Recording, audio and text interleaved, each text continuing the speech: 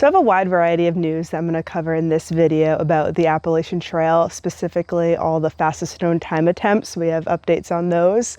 I have all the New Hampshire hiking search and rescue stories that happened in September. And there's a common theme with them that I'll talk about. And then I want to talk about the fall foliage season coming up, because there might be some differences, and I have some tips on different places to go and certain places to avoid and all that. So first, let's go over the Appalachian Trail and the fastest known time news, because all of the people attempting their FKTs on the AT this year are officially done. So first we have Jeff Garmeyer, trail name Legend. He just completed his through hike and he got the record for the fastest through hike that was self-supported. So he went southbound. He made it to Springer Mountain on September 21st, and he completed the Appalachian Trail in 45 days, 8 hours, and 37 minutes. He beat the previous record for self-supported that was set by String Bean back in 2017, and Legend beat it by just 4 hours. Also, this self-supported hike is just so fast that I can't even comprehend it. It's only 4 days slower than the overall supported FKT time that was set by Tara Dower last year.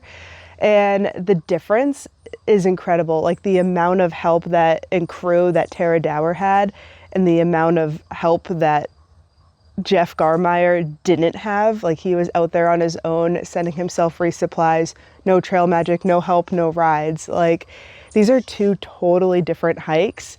And I am so impressed that Legend did it in 45 days. Not only did he just get the FKT, but he also raised $31,000, and it's probably growing still, for the Trevor Project, which is an organization for suicide prevention. Now, I did talk about Christian Morgan's FKT attempt too. He was going for the overall speed record of the AT. So he was out there to beat Tara Dower's time, fully supported, also going southbound. I was so excited that he ran past me one day when I was up in Franconia Notch, and I got to cheer him on. And this was the hike I was following the closest myself. So it seemed like Christian Morgan was doing great, hiking all the way from Maine. He was down to Tennessee on day 36. He had about 380 miles left, and he ended up calling it on his through hike and ending it around like near Roan Mountain. Christian sat down with his crew and looked at the numbers, how many miles he had left and the amount of time he had left to beat the overall record. And they just came to the conclusion that it was just too out of reach. It wasn't possible. So he ended it. He took his time, and then he did still go to Springer Mountain to celebrate his achievement, because what he did was still incredible, and it seems like he's really proud of what he's been able to do. I believe this was his 7th time on the Appalachian Trail going after this record, and I believe this is where he's ending this AT fastest known time journey. I can't say enough, but I am just so impressed with both of these hikers, Legend and Christian Morgan. I know a lot of people don't really understand the appeal of hiking that fast. I personally think it's really cool, and I would love to do that one day. We'll see if I can get there, but for now I'm just a big fangirl. So Warren Doyle, who is also a famous Appalachian Trail hiker, he's famous for hiking it, I believe like 17 or 18 times. Also incredible. He put together all this information to show all of the fastest attempts on both the Appalachian Trail and the Long Trail. You can see that Tara Dower is amazing. She currently holds the record for both of these trails at the same time. She did the Appalachian Trail in 40 days. The second fastest AT through hike was set by Karel Sabi. He did it in 41 days. And then the third and fourth fastest times on the AT were set by Christian Morgan. Also, over on the PCT, Liz Kidder just finished her through hike. I know I mentioned her in a video in the beginning of the season that she had hiked the Appalachian Trail in 2018. She was out on the PCT. She was vlogging her through hike. She is from New Hampshire. I actually just ran into her yesterday. It was like a cool coincidence, and I got to congratulate her. She looked like she was doing really well. She just finished last week, which is really exciting. Also an update on Graybeard, who is on the Appalachian Trail right now, attempting to be the oldest person to through hike the whole trail in under a year. He's 90 years old. He started at Harper's Ferry and is hiking south, hoping to be at Springer Mountain by Christmas Eve. He started on September 6th, and now he's 246 miles into his hike. He is south of Shenandoah National Park, kind of in the area where the AT goes along the Blue Ridge Parkway, which is a great section. That is my Appalachian Trail news, but before I get into the New Hampshire search and rescue stories, I want to thank the sponsor of this video, which is Element. Element is a sugar-free electrolyte drink mix. You add 1 packet to your water and you have a science-backed ratio of hydration of electrolytes, and it is so tasty. So this is actually the morning after I just worked 4 incredibly long days at the Deerfield Fair. I had fair food, I had soda. I wasn't fueling my body like I should, so I was very excited to have an Element this morning to just get back on track. There are so many benefits of Element in staying hydrated and getting your electrolytes in, because the symptoms that come with being dehydrated are not fun. You can get headaches, you can get fatigue, you can get muscle cramps. You're actually going to see a bad case of muscle cramps in one of the search and rescue stories I'm about to tell. Element's my favorite because there's no sugar, the formula is science-backed, and the flavors are amazing. If you want to try Element for yourself, you can head to my link, which is drinkelement.com/Nahamsha. Any purchase you make on the website, when you use that link, you will get a free sample pack thrown in. So that's 8 extra sticks of Element of their most popular flavors for free. Again, that's drinklmnt.com/Nahamsha. Now we're getting into the New Hampshire hiking search and rescue stories for the month of September. So on September 7th, there was a 76-year-old hiker from California. She was with her husband. She was on the Jewel Trail on Mount Washington. She had fallen several times and she had gotten to a point where she could not hike out on her own. She was 2.5 miles from the nearest road and she was at 5,000 feet of elevation gain. This was a serious rescue mission because obviously the weather on Mount Washington is no joke. There was bad weather coming in and temps were about to drop. Her call for help came in at 5 p.m. Rescuers gathered at the base of the Cog Railway at 6 p.m. By 7 p.m., the crew was all geared up with their rescue equipment, headed up the mountain, and they first made contact with her and her husband around 8:25 p.m. Once the rescuers got to them, they helped dry them off, warm them up. They placed the wife in a rescue litter because she could not hike out on her own, and they carried her back down to the trailhead, the 2.5 miles. They all made it back to the parking lot at 12:40 a.m., and this whole rescue team consisted of 3 conservation officers and 15 volunteers from AVSAR. On September 12th, a 76-year-old hiker and her 2 friends had summited Mount Chocorua, and they were hiking down the Liberty Trail. They were about 2.2 miles away from the parking lot when the hiker fell and injured her knee, and she could not hike out on her own. Their call for help came in at 7:46 p.m. Lakes Region Search and Rescue responded. They hiked into her, put her in a rescue litter, and carried her back to the parking lot, the 2.2 miles. They made it back to the trailhead at 12:15 in the morning, and this whole situation happened in the dark because this time of year the sun's setting around 6:30. So I assume the dark just made that hike down the Liberty Trail even more difficult. On September 13th, a 70-year-old hiker on the Pine Mountain Trail in Gorham collapsed and suffered a medical emergency. The hikers he was with immediately called 911 and began CPR. Luckily, they were only located 0.3 miles from the Pine Mountain Horton Center, which is a center for camps and retreats.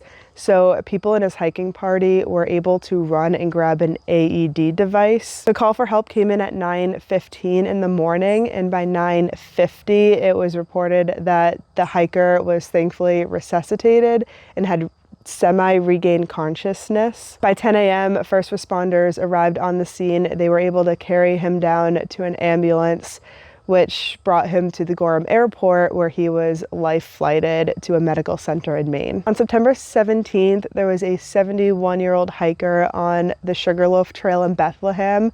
He was with some friends, but he slipped and fell and suffered a head injury. and couldn't hike out on his own. Multiple rescue teams responded in assisting him off the trail where an ambulance was waiting at the trailhead. On September 26th, there was a 70-year-old hiker on the South Moat Trail. He was just over 2 miles from the trailhead when he started experiencing very severe cramps in his arms and his legs, and he couldn't hike anymore. He was with a friend who tried for over an hour to rehydrate him, but it wasn't working. He still wasn't able to hike out on his own, so they sent out a call for rescuers to come. The call came in around 4 p.m. and the Lakes Region Search and Rescue Team responded. They went in, put him in a rescue litter, and carried him back to the trailhead where they arrived around 9 p.m. I don't know if you noticed a common theme with all of these rescue stories, but all of these hikers were in their 70s. And I also believe they were all hiking with other people, which really helped their situation, especially with the hiker on Pine Mountain that collapsed. So I just want to remind everyone to be safe, especially this time of year where the leaves are falling and the trail can be covered with wet, slippery leaves, and the leaves can be hiding certain obstacles. So just please be careful. This can be a dangerous time of year for slipping and falling on the trails. Also, speaking of foliage, that's kind of my last subject for today. It might be a weird year for that, especially in New Hampshire. There's definitely been a drought going on, and temperatures at night have been getting really cold, so those factors can play a role into the foliage. We are seeing leaves change colors earlier than usual, and there's also leaves falling without even going through the color changing process, so that can happen. This graphic that I saw on Facebook really caught my attention. It was posted by, I can't really pronounce her name, but meteorologist Jess Langlois. She has a picture of the foliage in Rutland taken from the same spot. One photo is from October 6, 2024, and one photo is from September 19th, 2025. And you can see the leaves from 2025 are changing and are just as, or maybe even more vibrant than what they were last year in October. So this is a good visual that the leaves are changing earlier this year. I always assumed that peak foliage, especially from my area, I always have the date of October 18th in mind. That's kind of around Columbus Day weekend. I always work at the Sandwich Fair that weekend, and I know my drive to that fair is always the prettiest foliage that I usually get for the whole season. So I was definitely a little surprised when I started seeing the leaves change mid-September. It definitely seemed earlier this year. There are plenty of resources online where you can kind of track the foliage and see what parts of the state are in peak foliage, or if it's early or if it's late. I believe right now, very north New Hampshire is peak foliage, or if not, it might be on the end of that. The White Mountains are probably around 70% foliage. Where I am, kind of in the middle in the Lakes region, we're about 50%. Monadnock area could be around 40%. I did read a graph earlier. I'll try to put it on the screen, so I'm just going over what I remember. But yeah, it's gonna be here and gone very quickly. So kind of what started these specific videos of my news and current events and search and rescue stories is last year's foliage season, where I went over just how crowded the trails were, specifically on Artist Bluff, and the conditions of the trails, the litter, and just, it was a lot last year. So I haven't seen any bad stories yet, but again, we're not in peak, but I'll keep my eye out, and hopefully I don't have to make another video like that. So where can you see the foliage in New Hampshire? I don't want to tell you not to go to Artist Bluff because it's an iconic photo spot of Franconia Notch and Franconia Ridge and Cannon and the lake. I feel like when you Google fall foliage in New Hampshire, that's what you're gonna get. I don't want to tell anyone to not do it just because it is an amazing spot, but if you do, be careful. It can get very crowded at certain times, so maybe go earlier, maybe on a weekday if you can. And definitely practice leave no trace, because people were filling up trash bags of litter the days after these big rushes that happened last year. Other places that are probably going to be really popular are Mount Willard. In my area, it's going to be Mount Major, southern New Hampshire, it's probably going to be Mount Monadnock. Mount Monadnock's like the most hiked mountain in the world regardless. I can't imagine it during this season. I've stayed clear of that. Also, the Kingamingus Highway is going to be very crowded. That's a really popular driving destination for foliage. So just keep in mind that if you do drive it, there's going to be traffic. It's going to take a long time. Certain parking lots are going to fill up very quickly. So I'm not telling you not to do it. I'm just saying be patient. If you want to look for other hikes, there's just so many places in New Hampshire where you can see the foliage. You don't have to hike the popular trails.